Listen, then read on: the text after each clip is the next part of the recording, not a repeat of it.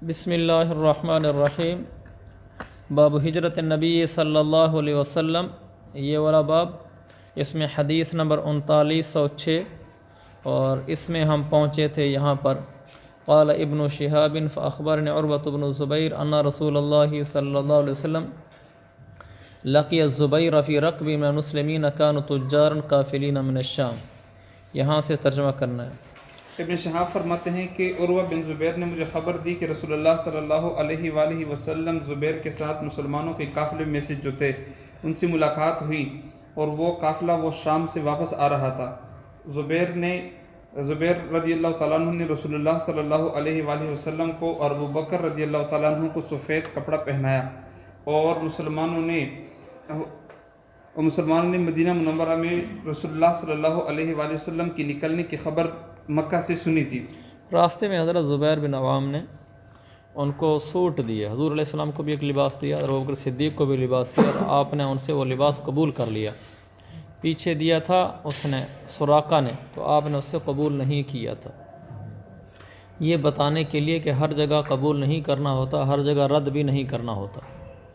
ये मौके की मुनासबत से देखना होता है कहाँ कबूल करना है और कहाँ रद्द करना है। और इसकी बुनियाद ये होती है कि इसमें दीन का फ़ायदा, दीनी नुक्ता नज़र से क्या मसलहत है इस वक्त, उस वक्त का जो तकाज़ा हो उसके मुताबिक कबूल कर लिया जाए, रद्द कर लिया जाए। उसकी बुनियाद यही हो कि दीन का फ़ायदा इसी में है या मसलहत दीन इसी में है। आगे चलें तो वो इससे ये भी मालूम हुआ सियाबा बयाज़, सफ़ेद कपड़े दिए। हालांकि वो तिजारत करके आ रहे थे, ये आ रहे थे शाम से और काफ़िले में थे, रास्ते में मिले। तो यहाँ तो इसका तज़किरा नहीं है, लेकिन तारीख़ में मैंने कहीं पढ़ा था, उन्होंने हुज़ूर सल्लल्लाहु अलैहि वसल्लम से कहा, या रसूल अल्लाह, आप मैं सामान तिजारत लेकर आ रहा हूँ, आप मदीना जा रहे हैं तो मैं भी पीछे पहुँचता हूँ। इससे मालूम होता है कि इनको मालूम नहीं था कि मुसलमान इस कदर जा चुके हैं और हुज़ूर अलैहिस्सलाम को भी हिजरत का हुक्म हो चुका है। चूँकि फ़ोन का ज़माना नहीं था और शाम बहुत दूर है, वक्त भी बहुत लगता था आने जाने में। रास्ते में हुज़ूर अलैहिस्सलाम से मुलाकात हुई तो आपको कहा आप चलें, मैं भी आता हूँ पीछे। मैं ये कहना चाह रहा था, जब ये काफ़िला पूरा लेकर आ रहे थे सामान तिजारत का, तो यकीनन सिर्फ सफ़ेद कपड़े तो नहीं होंगे। एक आदमी तिजारती माल लेकर आ रहा है तो उसमें हर किस्म के कपड़े होंगे, ये तो बिल्कुल माकूल सी बात है। तो उन्होंने हुज़ूर अलैहिस्सलाम को सफ़ेद दी, इसलिए कि हुज़ूर अलैहिस्सलाम पसंद सफ़ेद करते थे। तो उलमा की शान, सिद्दीक़ अकबर को भी सफ़ेद दी, उनको कोई और रंग दे देते। सफ़ेद रंग अफजल है, इसलिए इसी को इख्तियार करना चाहिए। चलें तो मदीना के लोग हर सुबह हर्रा के मकाम पर आते थे और रसूलुल्लाह सल्लल्लाहु अलैहि वसल्लम की आमद का इंतज़ार करते, यहाँ तक कि सूरज की तपिश उनको वापस लौटा देती। तो एक दिन वो तवील इंतज़ार करने के बाद अपने घरों को वापस लौट आए। ये तवील इंतज़ार करने के बाद, ये तर्जमा आपने ये नहीं किया कि बाद इसके उन्होंने तवील इंतज़ार किया। तर्जमा क्यों किया तवील इंतज़ार करना? ये अताल इंतज़ार में इसको पूरे मस्दर के मालूम है। हाँ, ये मा मस्दरिया है। चलें तो जब वो अपने घरों को लौट आए तो यहूद, तो भाई ऐसे ही तर्जमा करना चाहिए, तवील इंतज़ार करने के बाद, यानी कि इसके बाद जबकि उनके इंतज़ार काफ़ी तवील हो चुकी थी। ये तर्जमा अजीब सा लगता है। तो जब मदीना मुनव्वरा के लोग अपने घरों को लौट आए तो यहूद में से एक आदमी अपने किले यहूद में से कहने के बजाय एक यहूदी अपने किले की ऊंची जगह पर आ गए। रसूलुल्लाह औफा ऊपर की जगह पे आ जाना, देखना। औफा का माना इधर तो हाशिम लिखा था ऊपर जगह। अशरफ व तला अला मकान आली, अशरफ मिन, अशरफ का माना झांकना, ऊपर से आकर उसने झांका, लेकिन यहाँ झांकना मुराद नहीं है, देखना मुराद है। उसने देखा, यानी आसान लफ्ज़ों में घर की छत पर खड़े होकर उसने देखा। चले उस बात को देखने के लिए, अम्रिन यंजुरु इलैहि, उस मामले को देखने के लिए, रसूलुल्लाह सल्लल्लाहु अलैहि वसल्लम की आमद को देखने के लिए। तो उसने रसूलुल्लाह सल्लल्लाहु अलैहि वसल्लम और उसके साथी को सफ़ेद कपड़े पहने हुए देख लिया। यूँ होगा औफा लि अम्रिन यंजुरु इलैहि, वो यहूदी उस किले की छत पर, ऊंचाई पर या घर की ऊंचाई पर उसने वहाँ से देखा। औफा लि अम्रिन, वो एक ऐसे काम को देखना चाहता था जिसको वो देखना चाहता था, यानी चढ़ा था वो किसी और काम के लिए था। इसी दौरान फबसुर बि रसूलिल्लाह, उसने हुज़ूर अलैहिस्सलाम को भी देख लिया। देखें नीचे हाशिए में है وَكَانَ صُعُودُهُ لِأَمْرٍ آخَرَ، وہ کسی اور کام کو دیکھنا چاہتا تھا، اس کے لیے وہ قلعے کے اوپر آیا، دیکھنا کچھ اور چاہتا تھا، اسی دوران وہ ہوا کیا، فَبَصُرَ فَمُفَاجَاتِيَ، تو پھر کیا دیکھا کہ حضور علیہ السلام آ رہے ہیں۔ چلیں گھر کے بجائے ٹھیلا کر ان کے پیچھے گزر گیا، ٹیلا تو نہیں کریں گے، کیونکہ تاریخ میں بھی ایسے ہی آتا ہے کہ کسی گھر کی چھت پر تھا، اور یہاں حاشیے میں بھی ہے القصر، قصر کہتے ہیں کوٹھی کو، القصر وکل حصن مبنی بحجارۃ، قصر کوئی قلعہ جو پتھروں کا بنا ہوا، تو اونچا گھر ہی مراد ہے۔ چلیں تو اچانک انہوں نے رسول اللہ صلی اللہ علیہ وآلہ وسلم اور اس کے ساتھی کو سفید کپڑوں میں دیکھا، ان کے ساتھ سراب زائل ہو رہا ہے۔ ساتھ نہیں، یزول بہم السراب، یزول السراب عن النظر بسبب عروضہم لہ، فتح الباری اور عمدۃ القاری میں عبارت ہے کہ ان کی وجہ سے سراب زائل ہو رہا تھا۔ ان کی وجہ سے سراب زائل ہو رہا تھا، کیا مطلب سراب زائل ہو رہا تھا؟ وہ دور سے وہ گرمی کی تپش سے صحرا میں نا وہ دور سے پانی پانی نظر آتا ہے، حالانکہ وہ پانی ہوتا نہیں ہے، تو پھر وہ دھوپ کی تپش ہوتی ہے۔ ٹھیک ہے، یزول بہم السراب کا کیا مطلب ہوا پھر؟ ان کی وجہ سے وہ جب چلتے آ رہے تھے تو کم ہوتا آ رہا۔ ہاں شاباش، کہ دیکھو پہلے سراب تھا، جب انسان نہ ہو تو ٹیلا پانی بنا ہوا ہوتا ہے، لیکن ان کی جیسے سراب زائل ہو رہا تھا، وہ چونکہ سامنے آ رہے تھے تو وہ پانی پن ختم ہوتا جا رہا تھا۔ چل تو یہودی وہ اس بات کو اونچی آواز سے کہنے پر قابو نہ پا سکا کہ اے عرب کے لوگوں، یہ ہے تمہارے وہ خوش نصیبی اور خوش بختی جس کا تم یہودی انتظار قابو کر نہ رہے پا تھے۔ سکا، یہاں تک کہ اونچی آواز میں شور مچانے کے لگا، اے عرب کے لوگوں، ہذا جدکم، کیا مطلب جدکم؟ یہ ہے تمہاری خوش نصیبی اور خوش بختی۔ دونوں ترجمے ہو سکتے ہیں، ہاں پیشوا بھی اس کا ترجمہ ہو سکتا ہے، اور یہ بہتر ہے یہاں، تو یہ تمہارا پیشوا ہے، اس لیے کہ اس کا تعلق خوش بختی کے ساتھ کم ہے، وہ یہودی کہہ رہا ہے، وہ کہہ رہا ہے تمہارا بڑا آ رہا ہے، جس ہمارے زمانے میں وہ تمہارا بڑا جس کو ڈھونڈ رہے تھے وہ آ گیا ہے، تمہارا بڑا آ رہا ہے۔ ہاں تو مسلمان اپنے اسلحہ کی طرف لپک پڑے ہاں اور رسول اللہ صلی اللہ علیہ وآلہ وسلم کے ساتھ حرہ کے مقام پہ جا ملے، حضور سے حرہ کے مقام پہ جا ملے، اور وہ سب ان کے دائیں جانب برابر چلنے لگے، یہاں تک کہ انہوں نے بنی عمر بن عوف کے مقام پہ قیام فرمایا۔ حضور صلی اللہ علیہ وسلم نے بنو عمرو بن عوف کے قبیلے میں پڑاؤ ڈالا، یعنی یہ قبیلہ اصل میں قباء میں رہا کرتا تھا، بنو عمرو بن عوف۔ ایک دوسرا قبیلہ تھا بنو سالم بن عوف، یہ دونوں کا جد امجد عوف ہی تھا۔ بنو عمرو بن عوف رہتے تھے قباء میں، اور قباء سے آگے جب مدینہ کی طرف چلنے لگے ہیں، قباء بستی گزر جائے تو پہلا قبیلہ جو آتا تھا وہ بنو سالم بن عوف کا تھا۔ آپ نے وہاں بنو عمرو بن عوف کے پاس پڑاؤ ڈالا، پھر 12 ربیع الاول کو جب آپ آنے لگے مدینہ منورہ کی طرف تو پہلا قبیلہ بنو سالم بن عوف آیا، آپ نے وہاں جمعہ کی نماز پڑھائی۔ نیچے لکھا ہوا ہے بقباء وکان نزولہ علی کلثوم بن الہدم، کلثوم بن ہدم کے مقام پر ان کا پڑاؤ تھا۔ وقیل کان یومئذ مشرکن، اس دن خود کلثوم ابھی مسلمان نہیں ہوا تھا، یہ کلثوم مرد ہے، وہ عورت نہیں ہے، کیونکہ ہمارے ہاں کلثوم عورت کا نام ہوتا ہے، اس لیے تاریخ اسلام میں کلثوم کے آگے رضی اللہ عنہ لکھا ہوا ہے، یہ ٹھیک نہیں ہے، رضی اللہ عنہ، بعد میں مسلمان ہوئے ہوں گے۔ چلیں، اور وہ منگل کا دن تھا، ربیع الاول کا مہینے کا، مولانا یوم الاثنین، پیر کا دن تھا، پیر کا دن تھا، ربیع الاول کا مہینہ تھا، اور یہ 8 ربیع الاول تھی۔ چلیں، ابو بکر رضی اللہ تعالیٰ عنہ لوگوں کے لیے کھڑے ہو گئے اور رسول اللہ صلی اللہ علیہ وآلہ وسلم خاموش بیٹھے رہے۔ تو لوگ انصار میں سے جو آئے تھے جنہوں نے رسول اللہ صلی اللہ علیہ وآلہ وسلم کو نہیں دیکھا تھا، وہ ابو بکر کے پاس آنے لگے۔ ابو بکر رضی اللہ عنہ کھڑے تھے، حضور بیٹھے تھے، جی، یہ لوگوں کے لیے کھڑے ہو گئے، دیکھیں فقام ابو بکر للناس، لوگوں کے لیے کھڑے، حضور بیٹھے رہے، جو آتا تھا وہ ابو بکر کو ملتا تھا، وہ سمجھتا تھا کہ یہی نبی ہے ان کا، تو اس کی وجہ تھی، آگے اس کی وجہ آ بھی رہی ہے، تو اس کی وجہ یہ تھی کہ ابو بکر رضی اللہ عنہ کے داڑھی میں سفید بال تھے، اور حضور علیہ السلام کی داڑھی میں سفید بال نہیں تھے، ایک وجہ۔ دوسری وجہ یا یوں تھا کہ دونوں باتیں لکھی ہوئی ہیں کہ ابو بکر صدیق رضی اللہ عنہ کی داڑھی میں سفید بال زیادہ تھے، حضور ابو بکر صدیق کے سفید بال زیادہ تھے، حضور علیہ السلام کے کم تھے، تو آنے والا یہ سمجھتا تھا کہ شاید نبی یہی ہوگا، بڑا ہی ہے، لیکن قربان جو صدیق پر بھی انہوں نے بھی نہیں بتایا کہ حضور یہ ہے، مجھے نہ مصافحہ کرو، ادھر کرو، نہیں بتایا، وہ لوگوں کو ملتے رہے ایسے، اس لیے کہ حضور کی راحت اسی میں تھی۔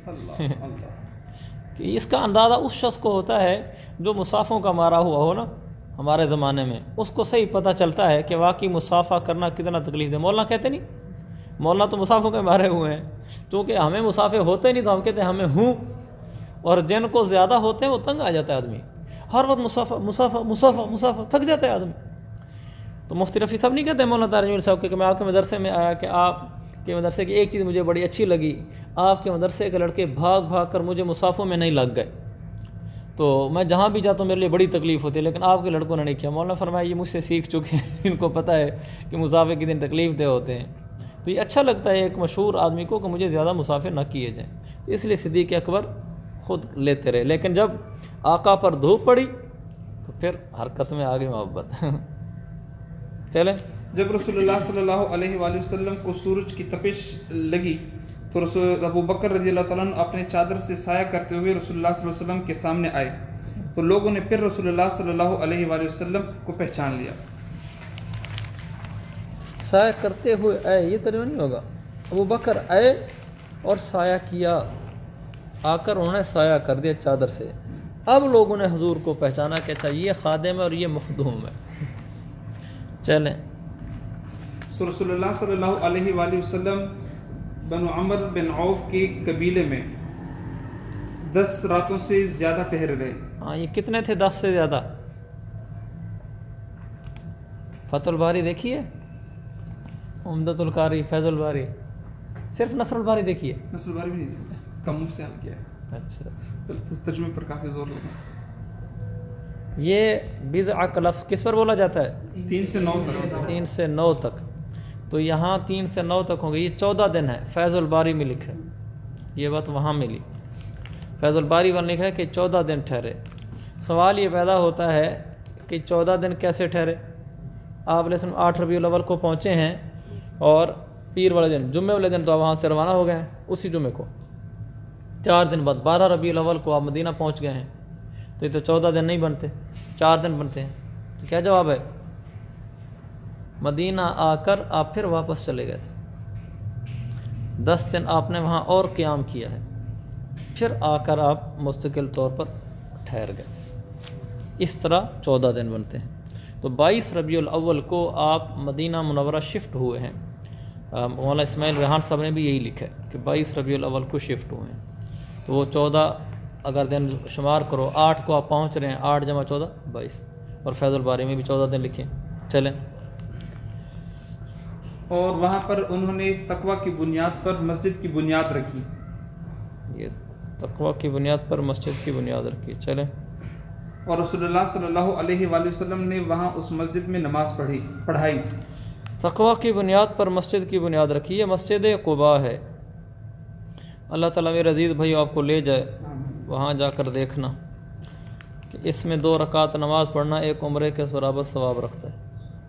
حضور علیہ السلام ہفتے والے دن جاتے تھے، ہر ہفتے کو، صحیح بخاری مسلم میں ہے، ہر ہفتے کو جاتے تھے ماشین اور راکباً، کبھی پیدل کبھی سوار، مسجد نبوی سے قباء تک، وہاں جا کر نفل پڑھ کر آتے تھے۔ ایک دم وہاں تھے تو مولانا نے میرے سامنے کہا، جمعہ کا دن تھا، مولانا طارق جمیل صاحب دامت برکاتہ نے اپنے کسی دوست عزیز سے دوست سے کہا ہوگا، اور میں کل گاڑی لے آنا، صبح مسجد قباء چلیں گے۔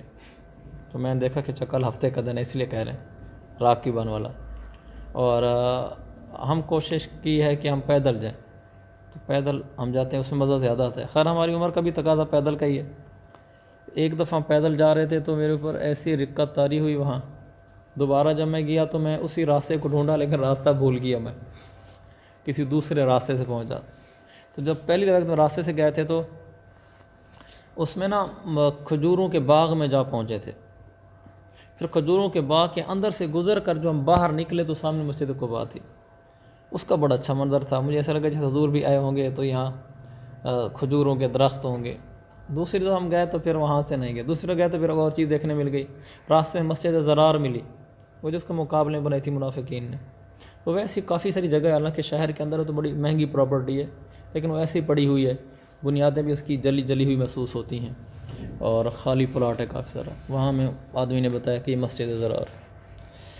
چلیں، اللہ مجھے بھی لے جائے، آپ کو بھی لے جائے بھائی۔ نہیں، الحمدللہ عربی رہبر ہے، عربی زبان، کوئی رہبر نہیں تھا۔ تو وہ اتنا مشکل بھی نہیں ہے. مسجد نبوی سے جیسے ہی باہر نکلے آگے کسی سے پوچھیں کو مسجد قباء جانا ہے, مسجد قباء جانا ہے, وہ 4-5 کلومیٹر ہے میرے خیال میں. آدمی صبح نکلے فجر کے بعد تو آرام سے وہاں اشراق جا کے پڑھتا ہے. اور ہم جیسے آدمی کو لے تو الحمدللہ ہم جوان ہیں, ابھی کوئی مسئلہ نہیں ہے, تو اللہ آپ کو بھی لے جائے. چلو. رسول اللہ صلی اللہ علیہ وسلم اپنے سواری پہ سوار ہو گئے اور لوگ اللہ کے رسول کے ساتھ چلنے لگے, یہاں تک کہ اللہ کے رسول کی سواری مدینہ منورہ میں مسجد رسول کے ساتھ ہو کر بیٹھ گئی. حتی برکت عند مسجد الرسول بالمدینہ تھی. سواری جا کر مدینہ منورہ شہر میں حضور صلی اللہ علیہ وسلم کی موجودہ جو مسجد نبوی ہے, مسجد نبوی والی جگہ پر جا کر بیٹھ گئی. قسطلانی لکھا عند موضع المنبر من المسجد, جہاں حضور کا بعد میں ممبر بنایا گیا, یہ اس جگہ پر جا کر بیٹھی تھی. چلیں چلیں. وہ اور اللہ کے رسول اس میں نماز پڑھایا کرتے تھے. اس دن بہت سے مسلمانوں نے بھی نماز پڑھایا کرتے تھے. وَهُوَ يُصَلِّ فِيهِ يَوْمَئِذٍ رِجَالٌ مِّنَ الْمُسْلِمِينَ, اور مسلمانوں میں سے بہت سے لوگوں نے اس دن اس مسجد میں نماز پڑھی. نہیں, مسلمان اس میں نماز پڑھتے تھے. يُصَلِّ فِيهِ يَوْمَئِذٍ, اس وقت اس دن ان دنوں کچھ مسلمان اس جگہ میں نماز پڑھتے. ہاں, ان دنوں کچھ مسلمان اس میں نماز پڑھتے تھے. جی ہاں. اور وہ جگہ جزاک اللہ. اب آپ نے تعریف کی, اب اس سے غلطی ہوگی بات. کھجوروں کو جمع کرنے, خشک کھجوروں کو جمع کرنے والی جگہ تھی مربت. وہ جگہ کھجوروں, خشک کھجوروں کو جمع کرنے والی. کیا مطلب؟ یہاں پر بالکل لغوی معنی کر کے لایا ہوا ہے. یہاں پر وہ لوگ نا جی, وہ کھجوروں کو مختلف علاقوں کے لوگ کھجوریں خشک کر کے یہاں پر لے کر بیچتے تھے. یہاں کھجوریں خشک کرتے تھے. یہ دیہاتوں میں ہم نے دیکھا تھا بچپن میں, ہم اس کو پیڑھی کہتے تھے میرے خیال میں. کچھ ایسے یاد پڑتے ہیں سریکی میں کہ وہ کھجور کے پتوں کی دیوار بنا لیتے ہیں, اس کے اندر کھجور کے پتوں کی چٹائیاں بچھا دیتے ہیں اور کھجوریں توڑ کے اس میں ڈالتے رہتے ہیں. وہ کھجوریں خشک ہو جاتی ہیں تو پھر اس کے بعد پورا سال استعمال کرتے ہیں دیہاتوں میں. چلیں. چوارے نہیں ہوتے, وہ خشک کھجور ہوتی ہے. چلیں. اور یہ سہیل اور سہل دو یتیم لڑکے تھے جو کہ اسد بن زرارہ کی پرورش اور نگہداشت میں تھے, یہ ان کی ملکیت میں تھی. ہاں بالکل. تو رسول اللہ صلی اللہ علیہ وآلہ وسلم نے فرمایا, جس وقت رسول اللہ صلی اللہ علیہ وآلہ وسلم کی سواری بیٹھ گئی کہ انشاءاللہ یہی ہمارا منزل ہوگا, یہی ہمارا پڑاؤ ہے, یہی ہمارا پڑاؤ ہے, ہمارا یہ ٹھہرنے کی جگہ ہے. چلیں. پھر رسول اللہ صلی اللہ علیہ وآلہ وسلم نے ان دو لڑکوں کو بلایا اور ان کے ساتھ مربت جگہ کی بھاؤ تھاؤ کی ہاں, تاکہ وہ ان کی اس جگہ کو مسجد بنائے. تو ان دونوں نے کہا, بلکہ ہم تو اس کو اے اللہ کے رسول ہبہ کرنا چاہتے ہیں. رسول اللہ صلی اللہ علیہ وآلہ چاہتے وسلم نہیں, نے, آپ کو ہبہ کرتے ہیں. ہم آپ کو ہبہ کرتے ہیں. رسول اللہ صلی اللہ علیہ وآلہ وسلم نے ان دونوں سے ہبہ کے طور پر قبول کرنے سے انکار کیا, یہاں تک کہ ان دونوں سے خرید لی. یتیموں کا مال تھا نا, تو اس لیے آپ نے نہیں قبول کیا مفت میں. یہاں بھی ثمن والی بات ہے. اور معاذ بن عفرہ کہنے لگے, یا رسول اللہ, یہ ہمارے اپنے بچے ہیں, آپ لے لیں, ہم ان کو راضی کر لیں گے, کوئی مسئلہ نہیں ہے. آپ نے فرمایا, مفت نہیں لوں گا, پیسوں سے لوں گا. پھر ان سے خریدا. نیچے لکھا ہوا ہے کتنا, 10 دینار دیے. تو یہ ساری زندگی کے لیے یاد رکھ لو, آپ کو ضرورت پڑے گی کہ دینار موجودہ زمانے میں کتنے پیسے بنتے ہیں, درہم موجودہ زمانے میں کتنے پیسے بنتے ہیں. بہت جگہ پر آتا ہے اتنے دینار ہدیہ کر دیے, اتنے دینار دے دیے, اتنے درہم دے دیے, تو آدمی کو کچھ اندازہ نہیں ہو رہا تھا کہ اس زمانے میں کیا ہے. اس کا بڑا آسان سا ٹوٹکا ہے. جو دینار ہے وہ 4.5 ماشے سونے کا ہوتا ہے. دینار 4.5 ماشے سونے کا, اور درہم 3.15 ماشے چاندی کا. دینار 4.5 ماشے سونا, درہم 3.15 ماشے چاندی. آج کل سونا کیسے چل رہا ہے؟ 1.25 لاکھ 1.5 لاکھ. جی اچھا, یعنی 1,20,000 لگا لیں. 1,20,000 کا ہو تو اس میں ہوتے ہیں 12 تولے, 12 ماشے ایک تولے میں, 12 ماشے اور 4.5 ماشے, یہ کتنا بن جائے گا؟ تو اس لحاظ سے یہ 40,000 روپے کا ہو جائے گا. تو 40,000 کا ایک, اور یہ تھے 10 دینار, 40,000 ضرب 10, 4 لاکھ ہو جائے گا. 4 لاکھ روپے کی زمین خریدی. چلیں. آگے اچھا، پھر وہاں پر پھر رسول اللہ صلی اللہ علیہ وسلم نے وہاں پر مسجد بنائی اور رسول اللہ صلی اللہ علیہ وآلہ وسلم صحابہ کرام رضی اللہ تعالیٰ عنہ کے ساتھ مل کر اس مسجد کی بنیاد کے لیے اینٹوں کو ڈھونڈ ڈھونڈ کر لانے لگے. ڈھونڈ ڈھونڈ کر ہاں یعنی ڈھونے لگے. ینقل معہم تفق رسول اللہ ینقل معہم. اللہ کے نبی اس کی تعمیر میں جو اینٹیں تھیں ان کو ڈھو کر لانے لگے. نیچے لکھا ہے کاتفن، دیکھیں نا، یہ اصل میں اللبن کا بتا ہے کہ یہ لبن ہے کتف کی طرح، جیسے لبن نہیں ہے، یہ خیال کریں ذرا. آپ جب کہ آپ اینٹیں ڈھو رہے تھے، ڈھونا اٹھا کر کہیں لے جانا، اس کو ڈھونا کہتے ہیں اردو میں. آپ اینٹیں اٹھا کر کہیں لے کے جا رہے تھے، یعنی مسجد لے کے جا رہے تھے، تو آپ یہ اشعار پڑھ رہے تھے. ھذا الحمال لا حمال خیبر، خیبر. ہاں، یہ بوجھ اٹھانا، یہ خیبر کی بوجھ اٹھانے کی طرح نہیں ہے. اے ہمارے اللہ، اس کو ہمارے لیے نیک اور پاکیزہ بنا. ھذا پاکیزہ ابر ربنا و اطہر. بنا کیسے ترجمہ کیا آپ نے؟ یہاں پر یہ دعا نہیں ہے بھائی. ھذا ابر ربنا و اطہر، اے ہمارے رب، یہ ابر ہے اور اطہر ہے. اس کی تعریف کر رہے ہیں اس بوجھ کی کہ یہ بوجھ بہت پاکیزہ ہے اور ابر بہت بھلائی والا ہے. یہ بہت بھلائی والا بوجھ ہے اور بہت پاکیزہ ہے. آگے اور وہ یہ بھی فرما رہے تھے کہ اصل جو اجر ہے وہ تو آخرت کا اجر ہے. اے اللہ، انصار اور مہاجر پر رحم فرما. ہاں چلیں. اور اللہ کے رسول مسلمانوں میں سے کسی ایک آدمی کے شعر کے ساتھ تمثیل فرما رہے تھے. ان کو نیچے ابر کا ترجمہ کیا ہے، یعنی یہ ابقا ذخراً و اکثر ثواباً و ادوم منفعتاً. زیادہ بھلائی والا کے لحاظ سے مفہوم یہی بنتا ہے کہ اس کا ثواب زیادہ ہے اور نفع زیادہ ہے. چلیں. اللہ کے رسول مسلمانوں کے ایک آدمی کے شعر کے ساتھ تمثیل فرما رہے تھے جس کا انہوں نے نام نہیں لیا. ہاں نہیں، لم یسم لی، جن کا نام نہیں لیا گیا. جس کا نام نہیں لیا گیا وہ عبداللہ بن رواحہ تھے، جن کا آپ ان کا شعر پڑھ رہے تھے. چلیں. اور ہمیں حدیث کی روشنی میں اللہ کے رسول سے یہ بات نہیں پہنچی کہ اللہ کے رسول نے ان اشعار کے علاوہ کسی اور شعر کی مکمل تمثیل فرمائی ہو. انہیں چھڑ کر کوئی اور پورا شعر پڑھا ہو. تمثیل ہوتا ہے نا، کوئی کسی کا شعر اٹھا کر نقل کرنا، کوئی پورا شعر آپ نے پڑھا ہو. یہ بات تو حالانکہ ٹھیک نہیں ہے. اس میں دو اشکال ہوتے ہیں. نمبر ایک، قرآن میں آتا ہے وما علمناہ الشعر وما ينبغي له، اور ادھر آپ اشعار پڑھ رہے ہیں. قرآن میں آتا ہے کہ ہم نے آپ کو نہ شعر سکھایا نہ آپ کے لیے مناسب ہے، اور یہاں تو آپ شعر پڑھ رہے ہیں. اس کا جواب یہ کہ شاعری کا جو فن ہے نا وہ سکھایا نہیں، اور وہ شاعری کا فن بھی آپ کے لیے مناسب نہیں ہے کہ آپ کی زندگی شعر و شاعری میں گزر جائے. لہذا اگر آدمی دوران گفتگو کبھی کوئی ایک آدھ شعر استعمال کر لے تو اس سے وہ آیت کے خلاف ورزی لازم نہیں آتی. یہ ایک اشکال تھا، جواب ہو گیا. دوسرا اشکال یہ ہے کہ حضور صلی اللہ علیہ وسلم نے تو اس شعر کے علاوہ اور بھی اشعار مختلف موقعوں پر پڑھے ہیں. آپ کی سیرت دیکھنے سے پتہ چلتا ہے. یہاں تو صحیح بخاری میں آ رہا ہے کہ صرف یہ ایک شعر پڑھا ہے. اس کا جواب یہ ہے کہ یہ صرف امام زہری کی رائے ہے. امام زہری کی رائے کے مطابق ایسے ہے. یہ جواب الخیر الجاری میں لکھا ہے. یہ صرف امام زہری کی رائے ہے، ورنہ اور اشعار بھی ثابت ہیں. چلیں آگے. تو جب اللہ کے رسول نے مدینہ منورہ نکلنے کا ارادہ فرمایا، یہ آگے دوسرے حدیث. حدیث نمبر 3907. اسماء رضی اللہ تعالیٰ عنہ فرماتی ہیں کہ جب رسول اللہ صلی اللہ علیہ وآلہ وسلم نے مدینہ منورہ نکلنے کا ارادہ فرمایا تو میں نے رسول اللہ صلی اللہ علیہ وآلہ وسلم اور ابو بکر رضی اللہ تعالیٰ عنہ کے لیے کھانا تیار فرمایا.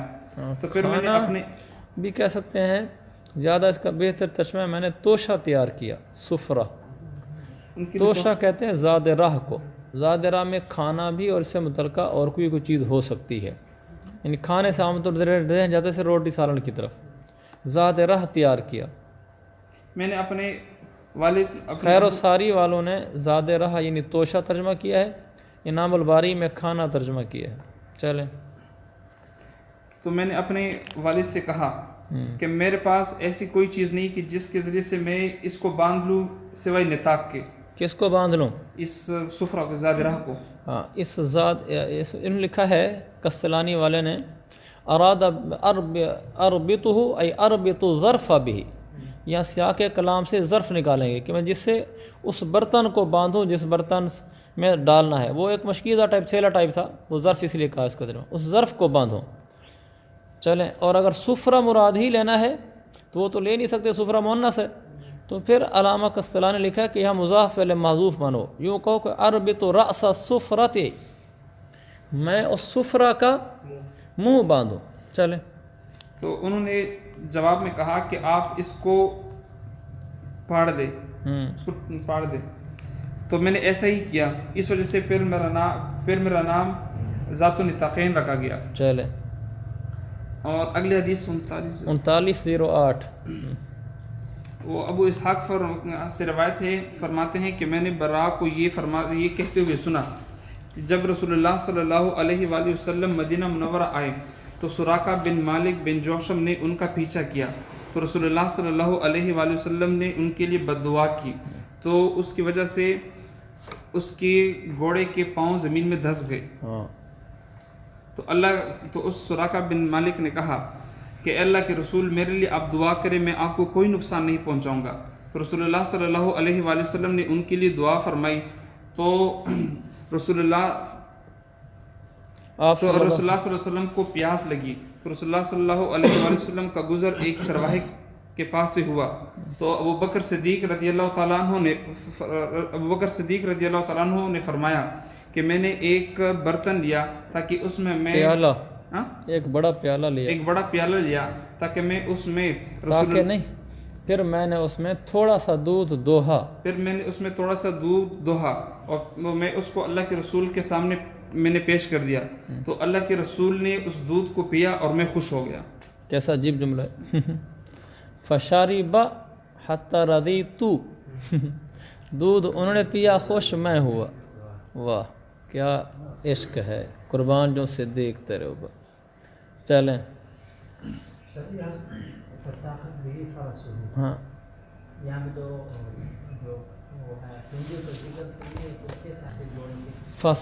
یہ طالب علم پوچھا ہے, فساخت بھی فرسہ, لفظی ترجمہ یہ ہے کہ گھوڑا خود دھنس گیا, لیکن مراد اس کی ٹانگیں ہیں, اگلی ٹانگیں. کل بول کر جز مراد لیا ہے, گھوڑے کی اگلی 2 ٹانگیں دھنس گئیں, مجاز مرسل ہے. چلیں, حدیث نمبر 3909. اسماء رضی اللہ تعالیٰ سے روایت ہے, فرماتے کہ عبداللہ بن زبیر وہ ان کے پیٹ میں تھے, کہ ان کو, ہاں عبداللہ بن زبیر کا حمل تھا, مکہ میں تھا. آگے لکھا ہے فتح الباری میں, مکم کرو میں جی. پھر فرماتی ہیں کہ میں نکلی حالانکہ میرے حمل کے دن پورے ہو چکے تھے. انا متمن, میں مدت حمل پوری کرنے والی تھی, یعنی مدت حمل پوری ہو رہی تھی, اور یہ 9 مہینے تھے. میں مدینہ منورہ آئی اور قباء کے مقام پر میں نے پڑاؤ ڈالا, اور ادھر یعنی قباء کے مقام پر عبداللہ بن زبیر پیدا ہو گئے. میں نے ان کو جنا. پھر میں ان کو اللہ کے رسول کے پاس لے کر آئی, اور اللہ کے رسول کے پاس فتح الباری میں لکھا ہے بالمدینہ تھی, مدینہ میں لے کر آئی. وہاں بھی مکہ کا لفظ پڑھا ہے فتح الباری میں, اور یہاں بالمدینہ, مطلب انہا حملت بید اللہ ابن زبیر, آگے لکھا ہے ای بمکہ تھا. ثم عطیت به النبی علیہ السلام ای بالمدینہ تھی. چلیں, پھر میں نے ان کو یعنی عبداللہ بن زبیر کو اللہ کے رسول کے گود میں رکھا, اور پھر اللہ کے رسول نے کھجور منگوائی اور اس کو چبایا. پھر اللہ کے رسول نے اپنے لعاب کو عبداللہ بن زبیر کے منہ میں داخل کیا. اور یہ اسی طرح داخل کیا کہ جب وہ چبائی نا تو اس کے اندر لعاب تو داخل ہو گیا کھجور میں, پھر وہ کھجور ان کا چبائی تو لعاب ان کے منہ میں چلا گیا. تو تحنیک اس طرح کرنی چاہیے کہ جس آدمی نے آپ کو چیز دی ہے تحنیک کرنے کے لیے, آپ اس کو اس طرح چبائیں کہ اس میں آپ کا لعاب بھی شامل ہو جائے. ایسے ہی نہیں زیادہ وقار دکھلانے کے لیے تھوڑا سا منہ میں ڈالا اور بس ہلکا سا دانت لگا کے کاٹ کے باہر نکال دی, یہ تحنیک صحیح نہیں ہوتی. میں نے مولانا کو دیکھا ہے, وہ ماشاءاللہ اس طرح کرتے ہیں, نہ اتنا کہ بالکل ملیدہ بن جائے, نہ اتنا تکلف اور تصنع کہ ہلکا سا بس منہ میں ڈال کے اور باہر نکال دی, بس اس کو دانت لگا کے کاٹ دیا, تھوڑا سا چباتے ہیں کہ کچھ نہ کچھ لعاب اس میں مل جائے. لیکن تم سے کوئی کرانے کے لیے آئے تو تم نہ کرنا, اس لیے کہ تم یہ کہنا کہ بھئی میں اس قابل نہیں ہوں, ہمارے علاقے میں فلاں عالم ہے ان سے کرا لو, یہ نہ کہ تم بزرگ بن جانا کہ ہاں جی آ جاؤ میں بھی تحنیک کر دوں، تو یہ سمجھنا کہ ہماری نحوست اس میں جائے گی بچے میں، اپنے بارے میں یہی سمجھنا چاہیے، یہ نہیں کہ شروع ہو جاؤ بزرگ بن کے وہاں۔ چلو تو سب سے پہلی چیز عبداللہ بن زبیر کے پیٹ میں جو داخل ہوگی وہ رسول اللہ صلی اللہ علیہ وآلہ وسلم کا لعاب مبارک تھا۔ کیا بات۔ پھر اللہ کے رسول نے کھجور کے ذریعے تحنیک فرمائی۔ پھر اللہ کے رسول نے عبداللہ بن زبیر کے لیے دعا کی۔ اس سے تو بھئی یہ پتہ چل رہا ہے کہ اللہ کے نبی نے تحنیک بعد میں کی ہے۔ جی پہلے لعاب ڈالا۔ ہاں ٹھیک ہے ٹھیک ہے، یہ اصل میں یوں ہے، کھجور منگوائی، اس کو چبایا، پھر ڈائریکٹ اپنا لعاب مبارک ان کے منہ میں ڈالا۔ نیچے لکھو بصق فی فمہ، بصق نا تھوکنا، ان کے منہ میں تھوک ڈالا، بالکل صحیح۔ تو سب سے پہلے اللہ کے نبی کا لعاب کیا، پھر کھجور کی تحنیک کی، ٹھیک ہوگی۔ چلیں اور ان کے لیے برکت کی دعا کی۔ اور عبداللہ بن زبیر اسلام میں سب سے پہلے وہ بچے ہیں جو عہد اسلام میں پیدا ہو گئے۔ ہاں یہ سب سے پہلا بچہ ہے جو اسلام میں پیدا ہوا، یعنی جب یہ مدینہ آ گئے تھے تو یہاں جو سب سے پہلا لڑکا پیدا ہوا ہے نا وہ یہی پیدا ہوا ہے۔ چلیں اس روایت کی مطابقت کی ہے خالد بن مخلد عن علی اس بن روایت مسہر، کی نہیں، راوی کی، اس راوی کی مطابقت کی ہے خالد بن مخلد عن مخلد نے، جنہوں نے روایت کی علی بن مسہر سے، جنہوں نے روایت کی ہے ہشام سے، انہوں نے اپنے والد سے روایت کی ہے، انہوں نے اسماء رضی اللہ تعالیٰ عنہا سے روایت کی ہے کہ اسماء رضی اللہ تعالیٰ عنہ نے مدینہ منورہ اللہ کے نبی کے پاس ہجرت کی، حال یہ تھا کہ وہ حاملہ تھی۔ جی ہاں دیکھیں یہاں پر تابعہ خالد نے اس کی متابعت کی ہے، عن علی بن مسہر عن ہشام عن ابیہ۔ اب دیکھو اوپر والی روایت میں ہوگی نا، اوپر ہے زکریہ عن ابی اسامہ عن ہشام، یہاں ہے زکریہ خالد عن علی عن ہشام، تو یہ خالد کس کی مطابقت کرے گا؟ زکریہ کی کرے گا، کیونکہ آگے جا کر یہ ہشام کے ساتھ مل رہے ہیں۔ خالد بن مخلد نے زکریہ کی مطابقت کی۔ آگے چلیں اگلی حدیث نمبر 3910۔ حضرت عائشہ رضی اللہ تعالیٰ عنہ سے روایت ہے کہ اسلام سب سے پہلا بچہ جو اسلام میں پیدا ہوا وہ عبداللہ بن زبیر ہے۔ اس سے مراد یہ ہے کہ مدینہ کے اندر مہاجرین میں جو سب سے پہلا بچہ پیدا ہوا، جیسا کہ قسطلانی نے وضاحت کی، من المہاجرین بالمدینہ تھی، جب مدینہ میں مہاجرین آ گئے تو ان میں سب سے پہلا جو بچہ پیدا ہوا عبداللہ بن زبیر تھے۔ چلے ماشاءاللہ کیا خوش قسمت لوگ تھے، حضور کے ساتھ رہے، حضور کا زمانہ دیکھا، اللہ اکبر، ادھر ہی پیدا ہوئے۔ چلیں وہ ان کو اللہ کے نبی کے پاس لے کر آئے اور اللہ کے نبی نے ایک کھجور منگوائی اور اس کو چبایا، پھر اللہ کے رسول نے اس کھجور کو عبداللہ بن زبیر کے منہ میں ڈالا۔ تو سب سے پہلی چیز جو عبداللہ بن زبیر کے پیٹ میں گئی وہ اللہ کے رسول کے لعاب مبارک تھے۔